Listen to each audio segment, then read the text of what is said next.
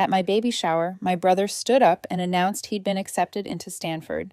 From that point on, the celebration shifted and became all about him. While I wiped frosting from the tile floor, they transformed my day into his achievement party. I didn't make a fuss, but the next morning, my mom stumbled upon something left on the kitchen table and began screaming. They say a baby shower is meant to be a joyful event, a gentle, love-filled occasion with soft colors, delicate decorations, polite laughter, and people fawning over tiny socks and onesies. That's what I envisioned when I spent 2 full weeks preparing everything. I hadn't planned anything extravagant, just a cozy, heartfelt afternoon that felt like it was mine. I paid for all the food, I ordered the cake, chose the decorations, and scrubbed the living room so it wouldn't reek of stale takeout and my dad's ever-present cigars. I even made a playlist, gentle acoustic tracks, the kind of music I imagined might soothe my daughter to sleep one day. I climbed up on a stool, 8 months pregnant, and hung paper garlands across the windows because no one offered to lend a hand. And I did it all hoping that, just for once, maybe they would actually be happy for me. At first, it seemed like they might be. A few family members trickled in holding wrapped presents. My aunt brought a collection of baby books. My cousin gave me a little stuffed fox and said it reminded her of something I used to carry around as a child. For a moment, I let myself believe maybe this day would turn out okay. But then my parents got up in front of everyone. My mom tapped her wine glass with a fork and cleared her throat, smiling like she was about to share news of her own pregnancy. My dad wrapped his arm around her, beaming. I saw Roger, just to the side, shifting his weight nervously, barely able to hide his smile. Right before the cake, my mom said in that overly sweet tone I recognized too well, "We just wanted to share a little surprise." I knew immediately. This wasn't going to be my moment anymore. Roger stepped forward, holding up a letter like it was something sacred. "I got in," he said, glowing. "Stanford, full acceptance." The room burst into applause. Someone even let out a cheer. My aunt, who had just minutes earlier told me how excited she was to meet my baby, rushed to hug him like she'd just won the lottery. And just like that, the entire atmosphere shifted. You could feel it, like someone had uncorked a bottle labeled "Better News," and everyone eagerly drank it up. My baby shower morphed into a college celebration in less time than it takes to light birthday candles. No one had to say it aloud. It was obvious. The shift wasn't verbal, it was physical. Chairs scraped across the floor, rearranged around Roger. The snack table I had arranged with such care turned into a buffet for his congratulations. The cake I had picked out with so much thought, it sat untouched, forgotten, like the reason we were supposed to be gathering. Then his friends started showing up, not mine, his. A wave of loud teenagers with backpacks still slung over their shoulders crashed through the door like they owned the place. One of them shouted, "Where's the party at?" Another came in carrying a speaker, already blasting music loud enough to shake the windows. The quiet lullaby playlist I had carefully built, it vanished under thumping bass. I was still holding a cup of ginger tea someone had given me, still wearing the soft pink sash that said Mom-to-be, the one my cousin had bought just for the occasion. No one noticed. They shifted the gifts off the main table to make room for alcohol and soda. My mom mentioned offhandedly that we'd cut the cake later, once things settled down. But then the cake got shoved aside. Someone plopped a 2-liter soda bottle next to it, which tipped and spilled fizzy syrup down the frosting. I picked up a napkin and started blotting it. The frosting had smeared onto the table. I got down on my knees to wipe it properly before it dried. And while I was kneeling, 8 months pregnant, wiping frosting off the floor like some afterthought maid, someone stepped over me to hug Roger. They didn't even say, "Excuse me." I stayed there for a few seconds, just crouched on the floor, hands sticky with icing, breathing in deep through my nose while they laughed and shouted over my head. I could hear Roger in the other room talking about campus visits and dorm preferences. My mom was bragging about the tutors they'd hired to help him reach his potential. The same mom who told me at 16 that college was a scam and I should just get a job at the supermarket, so I did. I worked shifts until my feet ached. Then came home and packed shipping boxes for my tiny online shop. I figured things out on my own, and when my business started to grow, I didn't ask them for anything. I paid bills, I saved, I bought this house with money they didn't even know I had, but somehow they still believed it was theirs. My mom once said I was lucky to be able to live at home during my pregnancy. She said it like she was doing me a favor, completely forgetting that I paid the mortgage, the utilities, and even part of Roger's tutoring last year. It all played in my head as I slowly stood up, sticky napkin still in hand. I looked around the room. My decorations were crumpled. My baby name banner had been pushed aside to make space for a hand-drawn sign that said, "Congrats, Roger." I didn't cry. I didn't yell. I walked to the kitchen, washed my hands, dried them on a dish towel, and I went to my room. I closed the door, sat on the bed. My back ached. My feet were swollen, but my head was clear down the hall. The music thumped like a pulse that didn't belong to me. I picked up my phone, opened a folder I'd been quietly building for weeks. I didn't argue, but I also didn't forget I used to think things were equal when we were little, that we were just two kids in the same storm trying to stay dry under the same leaking roof. But when I look back now, really look, I can see the way the scales were always tipped. Even in the small things, when I was 6 and Roger was 4, he threw my favorite doll in the fireplace. I cried for an hour. My mom told me it was my fault for leaving it where he could reach it, when I said that wasn't fair. She sent me to my room for talking back.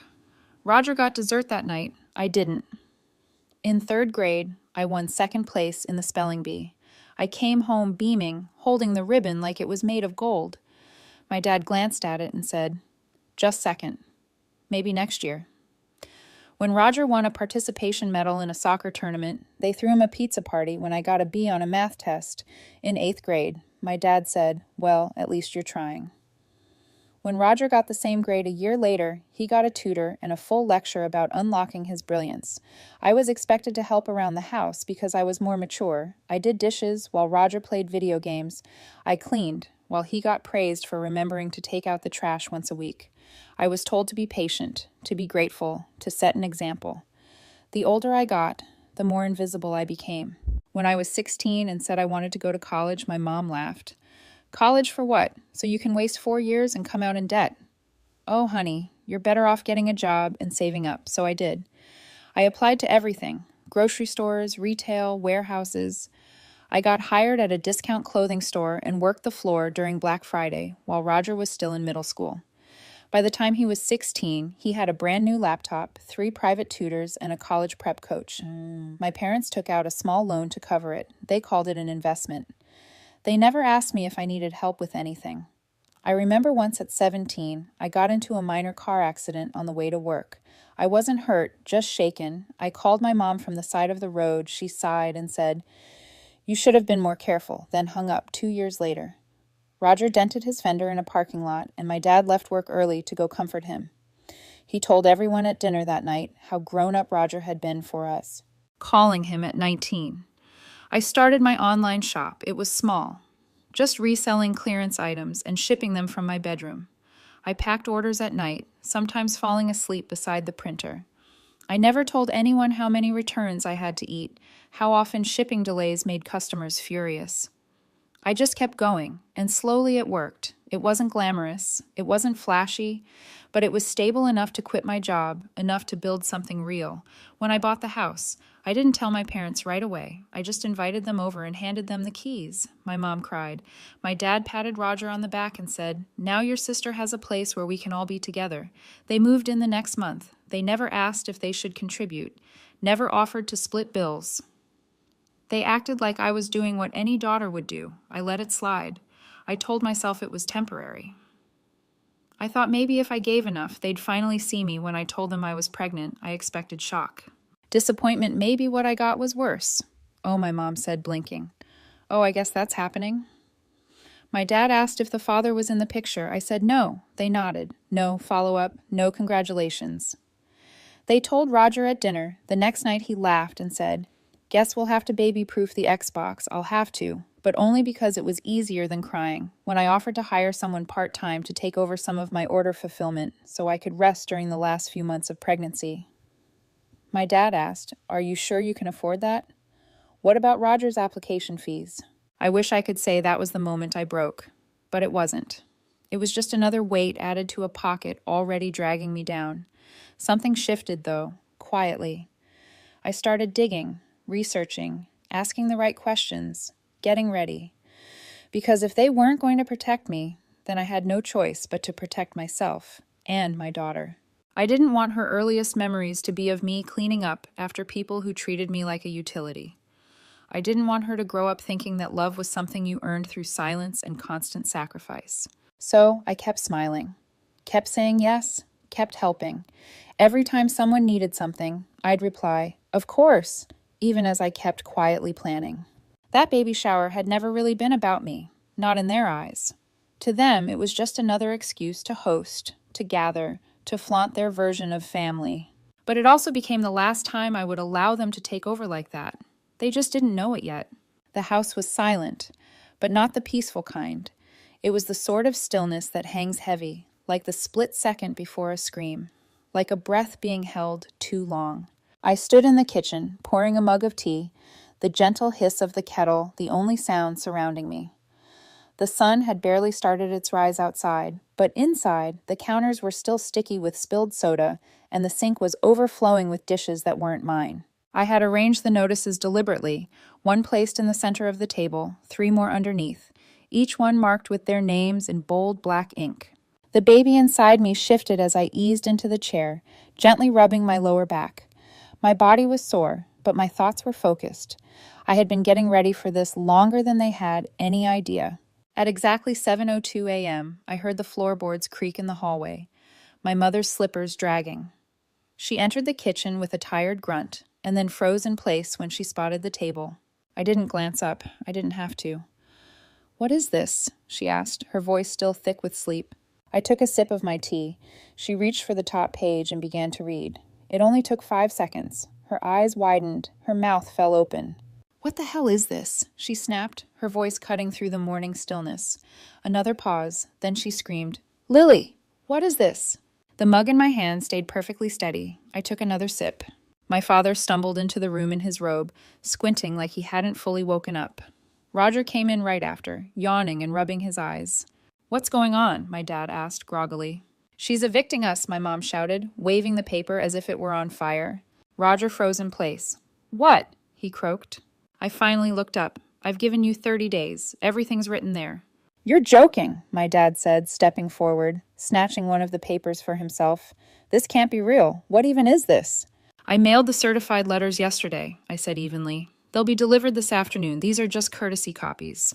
You're kicking us out?" Roger's voice cracked. "What is wrong with you?" "I'm taking my house back." My mom's hands trembled, and when she spoke again, her voice broke completely.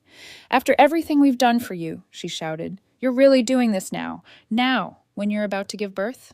"No," I replied. "I'm doing this because I'm about to give birth." Roger slammed his palm against the table. The stack of papers slid off and scattered across the floor. "You're blowing this way out of proportion," he yelled. "It was one party. Just one stupid party that got too loud. Jesus, Lily, it was one party." I stood up slowly. "You took my baby shower. You turned it into a frat night. You let people I didn't even know trash my house while I was scrubbing frosting off the floor like the damn maid we were celebrating." He shouted. "It wasn't even a big deal until you made it one." My mom rounded the table like she might physically block me. "This isn't just your house," she cried. "We've lived here for years." "Yes," I said, "rent-free." My dad stepped forward, arms out like a mediator. "Come on," he said. "We're family. This is just emotions running high. You don't really want us out? We'll clean up. We'll apologize. We'll make it right." I stared at him. "No." I said, "You'll gaslight me into thinking I'm overreacting, like you always do. Then you'll go back to pretending this house and my life are yours to manage." My mom's face was red now. Bright red. She looked like she might explode you. "Ungrateful little brat. You think you're better than us because you started a stupid online store? You think that makes you important. We raised you. We sacrificed for you." I laughed quietly, just one breath of disbelief. "You sacrificed me for Roger every single time." My father's jaw tightened. "That's not true." I turned toward him when I wanted to go to college, he told me. "It was a scam when Roger wanted it. You spent thousands on tutors when I worked night shifts. You told me to stop complaining. When Roger worked one summer job, you called him responsible. I paid the mortgage. I bought this house, and you still called it ours." Roger slammed his chair back. "You've been waiting to do this? You've been planning this the whole time, haven't you?" Yes, I said. I have. He looked at me like I'd stabbed him. You're throwing your family out over a stupid party, over a moment that's sick. It wasn't a moment, I said. It was every moment for years. This just made it obvious. My mom dropped to a chair and started crying. Loud, dramatic sobs like a soap opera actress. How are we going to live? Where are we supposed to go? What will people think? That's not my problem anymore. I said we won't. Leave, she snapped suddenly. Her eyes wild. You can't make us leave. You can't just throw your own parents onto the street. I can, I said, and I have. She looked down at the paper still in her hand. Her lips moved as she read the words again like they might change. This isn't legal, she whispered. I reached into the drawer and pulled out a folder. Inside were copies of the deed, the notice, the certified mail receipts. I laid them gently on the table. It is, I said. I made sure Roger grabbed the folder and flung it across the room. Papers scattered like snow. You're heartless, he said. No, I said. I'm finally protecting mine. The silence returned. Not the uneasy kind from earlier. This one was heavy. I stood there surrounded by the mess they made, and for the first time in years, it wasn't mine to clean up. I want you all out by the end of the month, I said. I've arranged for a friend to help you pack if you need it. You're not serious, my father said. You'll change your mind. I looked him, dead in the eyes. No, I said I won't. Then I turned and walked back to my room, past the torn-up streamers, the wilting balloons, and the torn edges of the banner that had once spelled my daughter's name. They had erased me, but I was done being invisible. The first 3 days were oddly quiet, too quiet. I half expected more shouting, more door slamming. But instead, the house settled into a strange limbo, where no one looked at me, and I didn't try to be seen. They moved like ghosts. Roger stopped blaring music from his room. My mother stopped pretending to clean the kitchen. She never actually cleaned. My father sat on the porch for hours, holding the same cup of coffee, barely touched. But I knew the silence wouldn't last. On the 4th day, the calls began. Started with Aunt Rachel, then Uncle Ted, then my mom's friend from church, who hadn't spoken to me in 3 years, suddenly texted, "We're really concerned about you, sweetie, concerned." Right? It was obvious my mother had begun her campaign. She'd been painting me as hormonal unstable. Probably not thinking straight because of the baby. She's making rash decisions, she'd said to someone I saw. The forwarded message from a cousin. We don't want to stress her out, but she needs help. They were spinning it as concern is love, as the kind of emotional pressure designed to make me feel like the bad guy the next day my father asked to talk. We'll start contributing, he said. Rent bills. We should have done that before. You're right, he said it. Like it was a peace offering, like it erased everything you had. Years, I said. You didn't just forget, you chose not to. He nodded, then added, but think about what this looks like to the rest of the family. There was the shame card. I smiled and walked away. Day 7. Roger tried a different tactic. I talked to Coach Harrison. He said over dinner. He said if I defer a year, I might lose my scholarship. We have to move right now. I can't focus. I can't even sleep. I nodded. Tough. You don't even care, he snapped. You didn't care when I was 8 months pregnant and scrubbing frosting off the floor. He slammed his fork down and stormed off. Day 10. I got a call from my business partner. Hey, just a heads up, she said hesitantly. Someone emailed me anonymously claiming you're emotionally unstable and might not be able to handle running the business after the baby comes. They suggested I start looking at new leadership. My stomach sank, but only for a moment. I took a screenshot of the email, cross-referenced the language with messages my mother had sent before. It matched word for word. I didn't reply. I forwarded it to my lawyer. Day 12. They stopped pretending my mom cornered me in the hallway. I know you. Think you're strong now, she hissed. But when that baby comes and you're exhausted and overwhelmed, we'll see how long this lasts. Don't come crawling back when you realize you need us. I looked her in the eye. I already realized. I don't. Day 16. A sheriff's deputy dropped off a letter at the front door. My dad opened it, read it, and punched the wall. Court filing, he muttered. They had hoped I wouldn't go through with the eviction legally, that I'd crack, that I'd give up, but the papers were filed. The hearing was scheduled. I wasn't backing down. Day 21. They tried guilt again. My mother sobbed loudly in the living room, loud enough that the neighbors probably heard. She listed everything she'd ever done for me, how she let me live at home, how she watched over me during my pregnancy, how she sacrificed her peace for me. I sat in my room, noise-canceling headphones over my ears, finishing baby registry updates. Day 25. Roger called his girlfriend over and loudly said in the kitchen, "She's crazy. She's going to ruin her kid's life without us." I walked in, looked at his girlfriend who had been at the baby shower and said, "You helped ruin my baby shower. You might want to leave before." I wrote down the names of every underage person who had been drinking that night, and I submitted the report with your name attached. Her face went pale, and without a word, she turned and walked out. Day 28. They began packing. Suitcases started appearing like shadows in the hallway. Reluctantly, gradually, a bag here, a box there. I didn't smirk, didn't even crack a smile. I simply waited. By the 30th day, the house was already halfway empty. My dad didn't say a word when he left. He walked out the door without a single glance back. My mother stood in the foyer, arms crossed tight, eyes wet with unshed tears. "You'll regret this," she whispered. "Family is forever." "I agree," I said. "That's why I'm creating one that actually deserves to stay."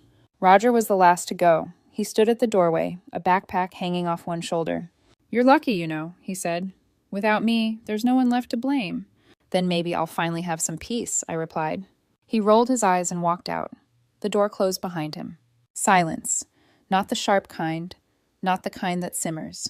A different kind. A calm, freeing silence. I stood in the middle of the living room. The space looked larger without their belongings.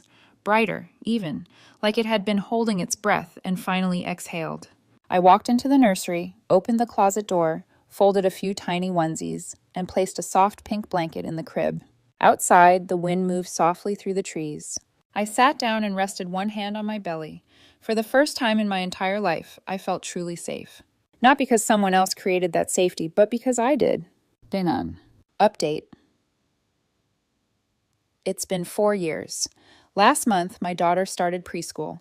She wore a little purple backpack and told me she was going to teach everyone how to draw clouds. She's kind, curious, strong-willed. She reminds me of myself, only better. The business is still going strong. I never had to close it, not even during the exhausting newborn phase. I brought on 2 more employees, and last year we crossed the 6-figure mark for the first time. These days, I work fewer hours. I don't grind like I used to. Now, I finally have room just to be. As for my family, we haven't spoken since the day they left. I never reached out, and they never tried either. But you know how relatives talk. Weddings, funerals, people love to whisper. From what I've heard, Roger dropped out after his first year. Turns out it's hard to keep up when no one's there to clean up after you. My parents moved in with one of my uncles, but that didn't last long. Word is he kicked them out after 6 months. Unpaid bills. And my mom, apparently, was impossible to live with. They're not doing well. And no, I don't feel good about that, but I don't feel guilty either. I gave them opportunity after opportunity. All I ever asked for was the bare minimum. And when they refused to meet even that, I finally stopped giving everything. Some people say family is unconditional, but to me, respect should be. So that's the update. Do you think I made the right choice? Let me know in the comments. And don't forget to subscribe for more stories like this.